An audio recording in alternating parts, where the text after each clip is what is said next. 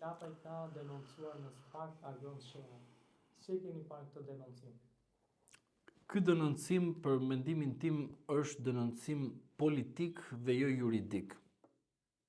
Avokati ka për detyrë të punojë dhe në punën e tij nuk kërkon dëshmi penaliteti nga klienti, sepse pikërisht avokati mund të marrë edhe shejtanin, edhe shenjtorin në shërbim për shkak se e drejta është që jep drejtësia dhe nuk e jep një kontratë ose përfaqësimi. Po falë që ndërpres avokat, në momentin që avokati që mund të punojë edhe për një, po themi që ka bërë një vepër penale, a është një, po themi, në konflikt me misionin që ka një politikan që duhet të jetë gjithmonë i ndershëm dhe të bëjë punë dhe të ka një vullnet, pra mos jetë që të ketë marrë lek, po themi, edhe nga njerëz për cilët ka pas raste korrupsioni, ka pas raste konflikti interesi, ka pas raste, po themi, vepra penale të rënda. Po, konfliktin e interesit ta lëmë me një anë tani, të merrem me rastin e të qenurit avokat dhe nesër politikan.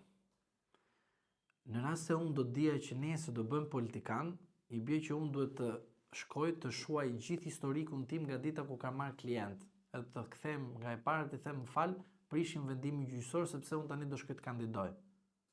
Ju lutem, të futemi në aspektin serioz dhe të them gjërat ashtu siç janë. Një avokat mbron dhe përfaqëson çdo palë që vjen edhe i treket në dyert e veta. Nuk mund unë të refuzoj një person i cili kërkon që të jetë klient dhe të lidhim një marrëdhënie kontraktuale. Pse duhet të refuzoj unë diçka? Si për shembull, për shkak se nesër supozojmë unë marr pjesë në politik, çfarë do të thotë që unë tani kush klient vjen, i them më sillet dëshminë e penalitetit? Ai i përfshirë apo jo ti në krime organizuar apo jo? Mjafton që avokati mos të jetë i përfshirë në veprime aktive në krimin organizuar, po jo se përfaqëson avokati në procese penale, civile dhe administrative. Përsa i përket konfliktit të interesit, konflikti i interesit është kur në momentin që personat që përfshihen në një marrëdhënie pune, secili duhet të shfaqë dhe deklarojë konfliktin e interesit. Por ligji nuk e specifikon qartësi kush është konflikti i interesit. Pse? Ligji nuk mund të thotë që në rast se unë sot jam beqar dhe nesër për shkak se kam qenë beqar, kam qenë në instancë gjyqësore, ka qenë një person që unë mund nesër ta kem vjerr dhe pas shumë vitesh unë martohem me vajzën e tij. Pra konflikti i interesit nuk ka lindur kur personi është beqar. Mund të ketë lindur kur personi është martuar. Atëherë po, këtu, po prap ligji kërkon që subjekti ta deklarojë këtë rast. Dhe nuk besoj që kolegu do të ketë bërë këtë gabim. Dhe nuk e besoj fare unë këtë. Pse të them është politike dhe jo juridike? Sepse qartazi duhet kuptohet diçka. Sheaj nuk e godet lapajn sepse lapaj pas ka një konflikt interesi për avokat, për kriminalët, për këto. Kjo është pikrisht që sheaj po godet lapaj sepse lapaj, me sondazhe që duken, i merr sheajit njerëzit që sheaj i do për vota. Çfarë? I merr ishpronarët. Pra, sheaj godet lapajn për shkak të së djathtës. Lapa dhe sheja i thënë që janë të djathtë, unë të them që dyshoj për lapajn që është i djathtë, por për shejaj është e rëndësishme sepse për shejajin është burimi, është kazani do thoja, për më marrë vota të zhgënjyrit nga PD-ja që nuk janë marrë kur me ishpronarët. Dhe lapaj, duke ditur mirë ligjin e ishpronarëve, nuk kam dyshime në aspektin profesional, politik po, por në aspektin profesional jo, duke ditur ligjin, e përdor atë në fushat për të marrë njerëz nga e djathta për shkak të pronës. So kush është problemi kryesor që ne ndjekim në procese gjyqësore? Prona. Dhe lapaj e komandon këtë, dhe shejaj në sondazhet që ka parë, e ka kuptuar qartë që goditet në këtë formë dhe e godet lapaj duke i bë moral. Pra nuk bëhet politik me moral në aspektin që kur linde ti, duhet kishe marrë masë sepse ti nesër do bësh kryeministër. Ose kur bërë ti avokat, po, ti tani du të bësh hoxh ose prift. Jo. Sepse Sheai përdor edhe një mentalitet tjetër që asnjëri s'ja ka thënë. Zotri, Zoti Lapaj nuk po bëhet as hoxh, as prift. Më kupton? Pra, do thot që Lapaj është avokat. Dhe si avokat, nuk kemi atë luksin të përzgjedhim ne kë klient të përfaqësojmë. Nuk e kam të përzgjedhësh. Po ajo, Zoti Sheai e thot. Sa moral. Nuk ka çështje morali sepse ti është një politikan ku më përpara ti ke mbrojtur një të korruptuar. Edhe një herë po të them zotëri, kjo nuk ka çështje morali, sepse avokati nuk është prift edhe hoxh. Mos u bë politikan. Po nuk ka të bëjë sepse avokati, politikani nuk është prift edhe hoxh.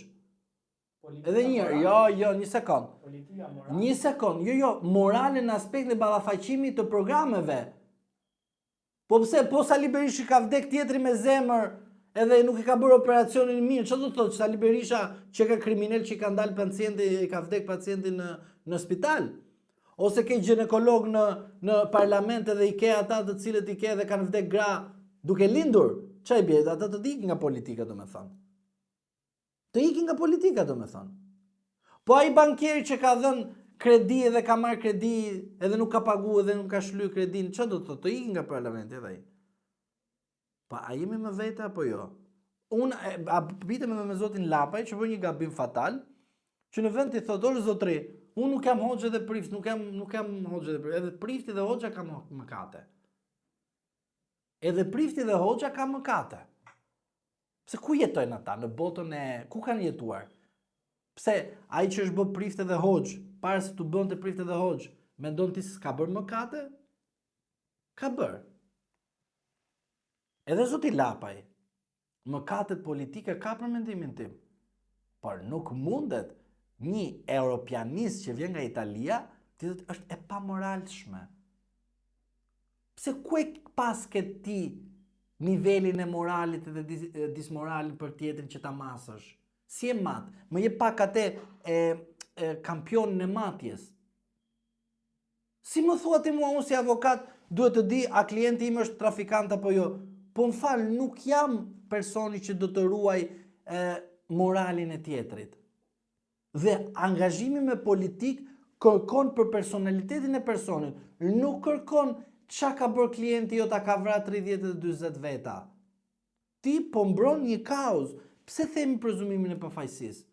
Dhe kjo rasti Lapajt dhe Sheait është qartazi politik, sepse Sheai ka kuptuar që Lapaj po i merr njerëz nga e djathta dhe Sheai don si një i djathtë ekstremist, ky është mendimi im për Sheain, është i djathtë ekstremist dhe i rrezikshëm për stabilitetin e vendit, për arsye sepse ai përdor moralin kur ai nuk duhet ta kishte përdorur në asnjë moment moralin, për shkak se ai është një biznesmen. Konkurenca e shëndetshme nuk nënkupton dhe padrejtësitë. Pra, kur je konkurent, gjithmonë patjetër ka një përqindje të vogël padrejtësie. Po ne nuk merremi me këtë një përqindje të padrejtësisë. Por ne çfarë merremi? Pikrisht me një person i cili është biznesmen dhe është me lek. Po ne nuk i themi se si erdhe ti si biznesmen. A kishe moral ti kur erdhe dhe u bëre biznesmen? Pse ti je miliarder, nuk do të thotë që i ndershëm. Ose biznesmeni ka bërë evazion fiskal. Jo, nuk them për atë. Unë do të them diçka ty. Hajde nesër. Mendimin tim edhe biznesmenin vetë është një raport konflikti me politikën. Po. Sepse nesër pas nesër ti mund kalosh një lish në kuvend për veten tënde. Ose në dëm të vetes tënde, ose në favor të vetes tënde. Sepse qeveria, po themi, harton taksa, rregullon. Po atë them, edhe bukën zotri që ti ble dhe unë, edhe qumshtin, janë politika që janë bërë me ligje dhe pastaj biznesi vjen edhe futet në treg. Dhe tregu harton politika, kush parlamenti harton. Por çfarë duhet të them këtu? Zotri, dohet nesër të bëjmë biznesmen të dy bashkë? Hajde marrim kredi nga 10 bankat e Shqipërisë. Unë edhe ti bëhemi super miliarder. Unë për shkak se u favorizova duke marrë 10 kredi dhe u bëra miliarder, më tregon mua që jam i pamoralshëm? Në aspektin njerëzor ti që ke pa moralshëm, por në aspektin ligjor ti je shumë i rregull. Dhe kështu është dhe nga ana e avokatit. Avokati nuk mund të bëjë selektim a je ti i mirë apo jo. Avokati mberet me materialet dhe të përfaqëson aq sa duhet. Prandaj rasti Lapaj, për mendimin tim, është vetëm politik dhe jo juridik. Se në rast se personi që del gjatë gjithë kësaj kohe dhe ka prova që të çojnë në ndjekjen penale të personit, duhet të bëj kallëzim penal dhe jo të presë qyteti ta çojë për kallëzim për sa i përket shpifjes. Po prandaj është mesazhi shumë i qartë. Nga ky mesazh duhet kuptoni edhe ju qartazi që e gjithë situata që është krijuar është e tillë që secila palë t'i bëj palës tjetër gjëvënia. Dhe duke qenë në këto kushte, unë jam i bindur, është një lojë e mirë organizuar, e mirë funksionuar, duke bërë sikur ka viktima, po në realitet ka një situatë e cila nuk është çështje viktimash. Por është çështje gjëvënie, është çështje qartësi dhe e pastër për mendimin tim. Qëndrueshmëria në institucionin që është qartësi të prokurorisë, prokurorët të jenë edhe pas 9 viteve të jenë përsëri atje, të dalin në pension nga ajo detyrë. Dhe kjo është betejë që luhet në këto zgjedhje. Kërkohet një marrëveshje e mirëfillt që të garantojë që Altin Dumani e të tjerë të jenë prokuror derisa të dalin në pension. Dhe reforma në drejtësi që u vendos dhe u përbetua ndërkombëtarët është dhe diçka tjetër. Por rasti që pas arrestimit të Erion Velis, zoti Bani, zoti Dumani bërën një takim, një konferencë me ambasadorin e delegacionit të Bashkimit Evropian në Shqipëri. Po ku janë Shtetet e Bashkuara të Amerikës? Po rasti tjetër i krimeve zgjedhore që u bë një takim në ambasadën britanike në Tiranë. Mos valle Spaku po harron rrugën e Elbasanit dhe po shkon në rrugën e bllokut të ambasadave. Për shkak se erdhi Trumpi dhe nuk kanë mërë linjën që duhet kishin përpara. Çfarë do të thotë kjo gjë? Do të thotë negocimi i tyre për shpëtimin e tyre. Këto janë thjesht shpëtim, duam të shpëtohemi. Dhe si dështuam me amerikanët, sepse ndryshua administrata, foto Blinken, Dumani, që u bë në dhjetor, ishte një gabim fatal për Dumanin. Dhe kjo foto ka pasoja profesionale ndaj atit. Pse? Sepse asnjë Amerikan trumpist nuk do besoj shifrat e Dumanit. Rasti tjetër. Por fakt amerikanët u rikthyen. Trumpi nuk janë rikthyer fare.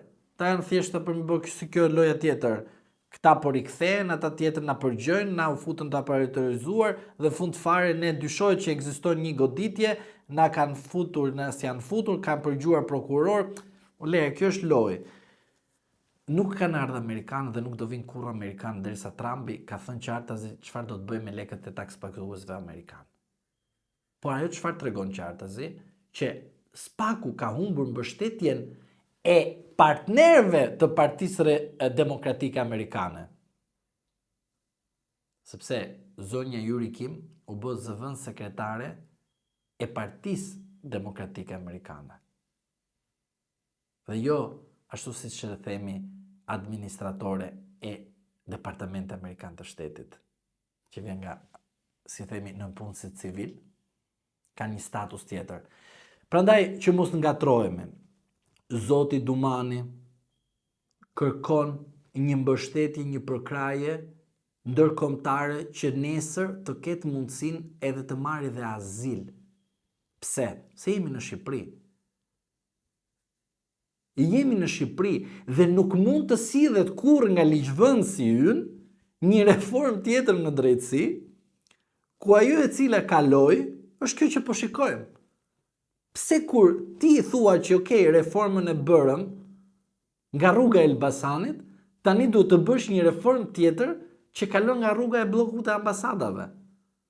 Pse duhet të ndodhi kjo? Logjika e thjeshtë të sjell në vëmendje vetëm diçka, shpëtimin. Aktorët politik dhe aktorët juridik, pra drejtësisë, janë në kulmin e vetë shpëtimit. Janë të pamundur të gjejnë një gomardare të shëndetshme shpëtimi nga legjislacioni jon, nga kushtetuta jon, që të zbatojnë ligjin me korrektësi, dhe janë futur në rrugë apo birruca marrëveshjes. Dhe kjo është një marrëveshje e qartë. Dhe dikush përfiton nga kjo marrëveshje midis SPAK-ut. Përfiton ikën amerikanët. Përfiton ambasada britanike në Shqipëri. Pra britanikët, anglezët përfitojnë dhe i lumt sepse ne arrim të japim këto benefite. Se pikërisht është ky mentaliteti i prodhuar. Pra, ambasada amerikane iku, ndërsa ambasada britanike e ke në Shqipëri për 4 vite të ardhshme.